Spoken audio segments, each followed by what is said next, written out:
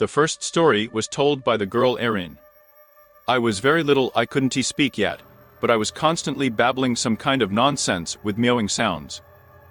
It all sounded quite funny, and my parents recorded my monologue on tape as a keepsake.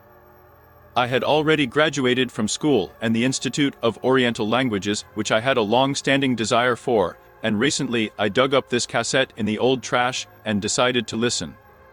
Among all this babble, phrases in Japanese were quite clearly distinguishable, in which I prayed to the Japanese goddess Inari, the protector of my family, to protect my husband. The second story is even more creepy from a grateful family. In the middle of the night, my husband and I were woken up by our son with a scratched face, crying and saying that he could barely get us out of bed. It turned out that the hose through which the gas was flowing had burst, and we would have suffocated if it had not been for the child. When everyone had calmed down, she began to treat his scratches, and asked how he managed to hurt his face so badly. He said that he was sleeping peacefully, then someone jumped on his chest, and began to scratch his cheeks with sharp claws, and from the pain he woke up, smelled a strange smell, and ran to wake us up. We don't keep any animals because of allergies, but whatever it is, thank you.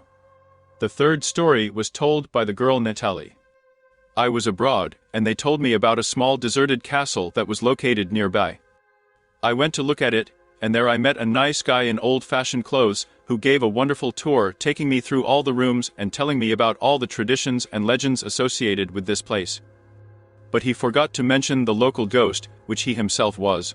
Since upon returning to the hotel I was told that there are excursions there only on certain days and the guide is a woman, and the rest of the time the castle is closed and there is no way for outsiders to get there. Fourth story. My grandmother dreamed of her father and mother, as if the three of them were walking, as in childhood, holding hands. Grandmother, realizing in a dream that they had died long ago, asked, "How do you live there?" To which her father replied that in general it was good, but his head began to get very cold and he needed a hat. The next day, my grandmother went to the cemetery with a new hat and saw that a large hole had been dug by a mole on my father's grave in the area of his head. Still, something exists there. Fifth story.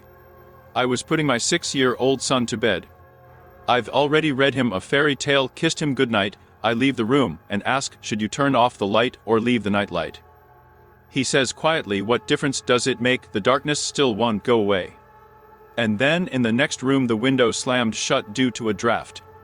The lights went out, not only in our house, but throughout the whole region. An inexplicable gust of wind broke the wires and a tree fell onto the power line. I ended up sleeping with my son. And a night light? And holy water.